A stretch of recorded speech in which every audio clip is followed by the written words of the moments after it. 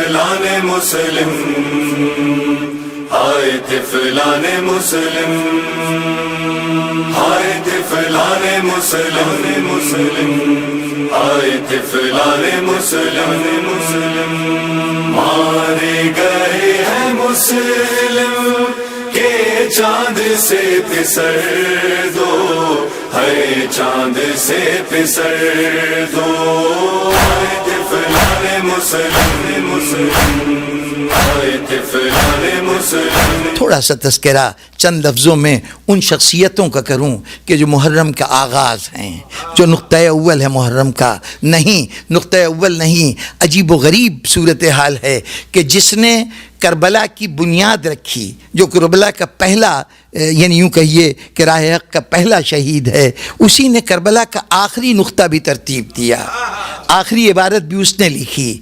ذہنوں میں وہ شخصیت آ گئی ہوگی، رسول امام حسین علیہ السلام کے چچا زاد بھائی، آپ کے والد گرامی علی بن ابی طالب کے بڑے بھائی تھے حضرت عقیل، ان کے بیٹے حضرت مسلم۔ ان مسلم کی خصوصیت کیا ہے؟ میدان حشر میں میں سمجھتا ہوں کہ سب سے بڑا اعزاز، سب سے بڑا فخر کسی کو جو حاصل ہوگا وہ یہ ہوگا کہ ہم کربلا کے شرکا میں سے ہیں۔ جس کے ماتھے پہ کربلا کی کلغی سجی ہوگی اس کے لیے سب سے بڑا اعزاز ہوگا۔ دنیا کا کوئی عمل، کوئی کارگزاری، کوئی راہ حق میں کیا ہوا اقدام کربلا کا مقابلہ نہیں کر سکتا۔ جب اس وقت کربلا کا میدان سجے گا تو وہاں پر بہت سے شہید آگے بڑھیں گے، اپنی اپنی خدمات پیش کریں گے، اور پھر جنہوں نے ان شہیدوں کو میدان میں بھیجا ہے وہ فخر سے کہیں گے، مائیں کہیں گی ہمیں فخر حاصل ہے ہمارا بیٹا کربلا میں مارا گیا، بھائی کہیں گے ہمیں فخر حاصل ہے کہ ہمارا بھائی قربان ہوا، باپ کہیں گے ہماری اولاد قربان ہوئی ہے۔ یہ فخر ہوگا، سب سے بڑا فخر ہوگا انسانیت کا، جب ساری دنیا فخر کر رہی ہوگی۔ کچھ مائیں آئیں گی کہ پروردگارا ہم نے اپنی ایک اولاد کو تیری بارگاہ میں پیش کیا، کچھ والدین آئیں گے ہم نے اپنے 2 بیٹوں کو قربان کر دیا، شاید ام المنین جیسی ہستیاں آئیں جو کہیں ہم نے 4 بیٹوں کو راہ خدا میں قربان کر دیا۔ اس وقت ایک جوڑا آگے بڑھے گا، میاں بیوی ایک کپل آگے بڑھے گا جو بارگاہ عزدی میں کہا ہوگا پروردگارا ان سب نے، کسی نے 1 بیٹا دیا، کسی نے 2 دیے، کسی نے 4 دیے، ایک ہم ہیں کہ جس نے اپنی پوری نسل رسول تیرے دین کے اوپر قربان کر دی۔ حضرت مسلم ابن عقیل پوری نسل قربان کر دی ہے، اپنی جان کا نذرانہ بھی، کیا کہنے اس رقیہ کے کہ جو علی کی بیٹی تھی، جس کے سرتاج جناب مسلم ابن عقیل تھے۔ کیسی کیسی قربانیاں ہیں، حضرت مسلم کی قربانی، کربلا کے اندر 2 بیٹوں کی قربانی، اور پھر کربلا ختم ہو گئی، بظاہر قیدی آ گئے لیکن ابھی قربانیوں کا سلسلہ ختم نہیں ہوا۔ 2 ننھے بچے بھی تھے مسلم کے جو شہید ہوئے۔ اگر ان شہادتوں کی تفصیل بیان کریں تو ہر واقعہ اپنی جگہ یہ کہتا ہے کہ آؤ ذرا ہماری طرف توجہ دو، ہمیں دیکھو۔ مسلم کا کوفے میں شہید ہونا ایک فرض شناس سفیر کی شہادت ہے۔ مسلم نے بتایا کہ حسین کے نمائندے کیسے ہوتے ہیں، نائب امام کیسے ہوتے ہیں۔ اس مسلم نے بتایا کہ حسین سے وابستگی کا جذبہ کتنی قوت رکھتا ہے۔ جب جناب مسلم کو قتل کرنے کے لیے، میں بہت مختصر لفظوں میں چاہتا ہوں کہ تاریخ کے یہ سارے اوراق ایک ایک سطر میں آپ حضرات کے گوش گزار کر دوں۔ مسلم کو قتل کرنے کے لیے دارالامارہ جو گورنر ہاؤس تھا اس کی دیواروں کے اوپر لے جایا گیا کہ پورا شہر دیکھے کہ ہم نے حسین کے قاصد کے ساتھ کیا سلوک کیا ہے، حسین کے سفیر کے ساتھ کیا سلوک کیا ہے۔ چنانچہ بکیر ابن حمران ایک شخص تھا جو جلاد تھا، جسے مقرر کیا گیا کہ حضرت مسلم کا سر قلم کر لے۔ حضرت مسلم جا کے قلعے کی دیوار پہ کھڑے کیے گئے۔ حضرت مسلم نے کہا کہ مجھے ذرا 2 رکعت نماز پڑھ لینے دے، مجھے نماز پڑھ لینے دے۔ بکیر نے کہا مجھے اجازت نہیں ہے کہ میں تمہیں نماز کی اجازت دوں۔ اس وقت یہ کہہ کے بکیر نے پوری قوت سے تلوار چلائی، ایسا لگا جیسے تلوار لوہے کے ستون سے ٹکرائی ہے۔ گویا حضرت مسلم یہ بتا رہے تھے کہ اگر شوق عبادت دل میں بیتاب ہو تو ول پاور اتنی مضبوط ہو جاتی ہے کہ وہ لوہے کی تلوار کو بھی بے اثر کر دیتی ہے۔ اس مرحلے پر حضرت مسلم نے نماز پڑھی تھی، لیکن نماز ہمیں تصور تھا کہ وہ نماز ہوگی جس میں رکوع و سجود ہوتے ہیں۔ بظاہر منہ قبلے کی طرف کیا، منہ قبلے کی طرف کیا، مکے کی طرف کیا، اور اس کے بعد کیا الفاظ ادا کیے؟ السلام علیکہ یا ابا عبداللہ۔ مولا حسین کو چھوڑ کے آئے تھے نا، مکے میں چھوڑ کے آئے تھے، ان کو سلام کیا، اس کے بعد تلوار چلی۔ بس سامعین گرامی، حضرت مسلم کا سر کٹا، سر ادھر گرا، دھڑ کو دیوار سے شہر کی طرف پھینک دیا گیا، دھڑ کو پھینک دیا گیا۔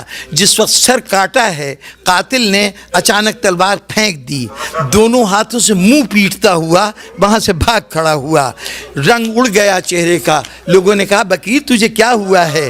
جا امیر کے پاس، وہ انتظار کر رہا ہے خوشخبری کا، جا کے اس سے انعام لے، تو نے مسلم کو قتل کیا ہے۔ اس نے کہا مجھ سے گفتگو نہ کرو، میں نے عجیب منظر دیکھا ہے۔ لوگوں نے کہا آخر کیا ہو گیا؟ تو نے قتل کرنے گیا تھا نا، قتل کر دیا تو نے مسلم کو، پھر کیا بات ہے؟ کہا تم نہیں جانتے، میں نے جس وقت تلوار چلائی نا، ایسا لگا کہ میرے سامنے مسلم نہیں ہیں، مسلم غائب ہو گئے، سامنے رسول کھڑے ہوئے تھے، رسول کھڑے ہوئے تھے، کہہ رہے تھے کیا اس لیے میرا کلمہ پڑھا ہے؟ کیا اس لیے اسلام کا دعویٰ کرتا ہے کہ میرے لہو سے اپنے ہاتھ رنگے؟ بزرگان گرامی، یہ مسلم شہید ہوئے، دو بیٹے مسلم کے، وہ کربلا کے اندر دوسرے شہداء کے ساتھ میدان میں گئے، جہاد کیا، ماں کے ساتھ آئے تھے، وہ بھی کربلا کے اندر یکے بعد دیگرے شہید ہوئے۔ ایک بیٹی تھی مسلم کی، کیا کہنے مسلم کی قربانیوں کی، ایک بیٹی تھی کہ شہیدوں میں وہ بیٹی بھی شامل، تفصیل کسی اور مرحلے پر، لیکن وہ بھی شہداء میں شامل ہے۔ اس کے بعد اب تاریخ اس معاملے میں ذرا الجھ گئی ہے۔ کچھ لوگ کہتے ہیں کہ مسلم کے 4 بیٹوں میں سے کربلا میں 4 کے چاروں اپنی ماں رقیہ کے ساتھ کربلا تک آئے تھے۔ کچھ تاریخیں کہتی ہیں کہ نہیں، 2 بیٹے تو ماں کے ساتھ آئے تھے، جو چھوٹے بیٹے تھے وہ حضرت مسلم کے ساتھ کوفہ گئے تھے۔ بہرطور وہ دونوں بچے وہ الگ رہے، ان کو کوفے میں گرفتار کیا گیا، یا گرفتار کر کے ان کے سامنے ابن زیاد کے سامنے پیش کیا گیا۔ ابن زیاد کے سامنے کربلا کی مہم درپیش تھی، سارے معاملات درپیش تھے، چنانچہ ان بچوں کو اس نے قید میں ڈال دیا۔ قید میں وہ بھول گیا، سال بھر قید میں گزرا۔ میں شہادت نہیں پڑھوں گا، بس ایک پہلو کی طرف توجہ دلانا چاہتا ہوں۔ وہ بچے قید کے اندر رہے، سال بھر کے بعد داروغہ زندہ جس کی نگرانی میں بچے دیے گئے تھے، وہ متعارف ہوا کہ بچے ہیں کون۔ جب تعارف ہو گیا تو اب اس کے لیے ممکن نہیں رہا کہ وہ رسول کے گھرانے کے بچوں کو قید میں رکھ سکے، لیکن حاکم سے بھی خوف زدہ تھا۔ دونوں بچوں کو لے جا کے شہر سے باہر چھوڑ دیا کہ کوئی قافلہ ملے تو اس کے ساتھ تم مدینے چلے جانا۔ قافلہ تو نہ ملا، 1 ہفتے تک وہ بچے دنوں کو کسی درخت پہ بیٹھ کے گزارتے تھے، رات کو راستہ ڈھونڈتے تھے، کوئی مدینے کا راستہ مل جائے، حتیٰ کہ واقعات گزرتے رہے۔ آپ تفصیلات سے واقف ہیں، حارث نامی ایک ملعون کو یہ بچے مل گئے، اس نے ان کو پکڑا، لے جا کے دریا کے کنارے۔ بچے کہتے رہے دولت چاہیے نا، ہمارے ماموں بڑے دولت والے ہیں، تجھے اتنا دے دیں گے کہ ساری زندگی ضرورت نہیں رہے گی۔ اچھا اگر ان تک نہیں لے جاتا تو یوں کر کہ ہمارے بالوں کو کاٹ دے، ہمیں غلام بنا کے بازار میں بیچ دے، ہمارا خون نہ کر۔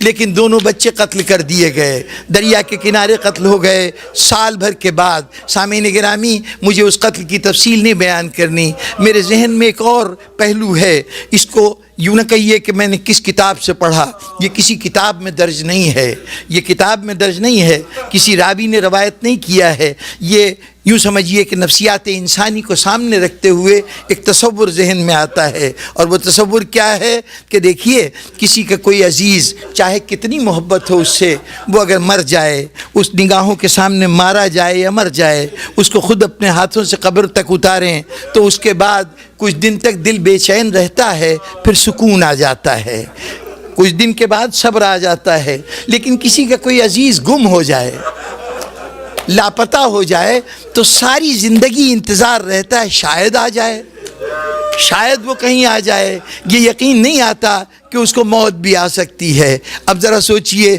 رقیہ کے 2 شوہر کوفے میں مارا گیا، 2 بیٹے نگاہوں کے سامنے مارے گئے، بیٹی شام غریبہ میں ماری گئی، ان سب کو تو رقیہ نے دیکھا، اس کی دنیا اجڑ چکی ہے، لیکن 2 بچے ہیں جن کا سراغ نہیں ہے، جن کا پتہ نہیں ہے۔ اب یہ میرا تصور ہے کہ رقیہ جب کوفے میں داخل ہوئی ہوگی تو وہاں پر در و دیوار سے پوچھا ہوگا، میرے محمد و ابراہیم تو کسی نے نہیں دیکھے، محمد و ابراہیم تو یہاں نہیں ہیں۔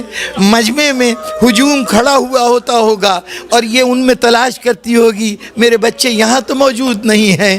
حضرت مسلم کا کٹا ہوا سر نظر آیا تھا، میرے سرتاج میرے بچے کہاں ہیں، کوئی مجھے بچوں کو پتہ بتا دے۔ قید خانے میں گئی ہوگی، اس کے ہر کونے میں ڈھونڈا ہوگا، میرے بچے یہاں تو نہیں ہیں۔ دمشق پہنچی ہوگی، شاید میرے بچوں کو گرفتار کر کے یہاں بھیج دیا گیا ہو، شاید یہاں مل جائیں۔ دمشق کے بازاروں میں بھی بچے نہیں ملے، دمشق کے قید خانے میں بھی نہیں ملے، بیویاں قیدوں سے رہا ہوئیں، بیویاں مدینے پہنچ گئیں، بچوں کا سراغ نہیں ملا، اور سب تو اپنے اپنے گزرے ہوئوں کو یاد کر کے آنسو بہا رہے ہیں۔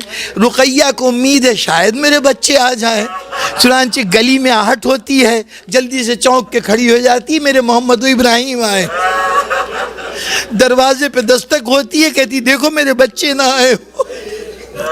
بس سامعین گرامی، ایک دن نامعلوم کیا ہوا، بیٹھی ہوئی رقیہ بے تاب ہو کے اٹھی، سید سجاد کے پاس آئی، بیٹا سید سجاد، مجھے ایسا لگتا ہے میرے بچے مجھے آواز دے رہے ہیں، مجھے سلام کر رہے ہیں۔ سید سجاد اپنی جگہ سے اٹھ کھڑے ہوئے، پھوپھی کہیے اِنَّ لِلَّهِ وَإِنَّا إِلَيْهِ راجعون، آپ کے بچے دریائے فرات کے کنارے ذبح کر دیے گئے۔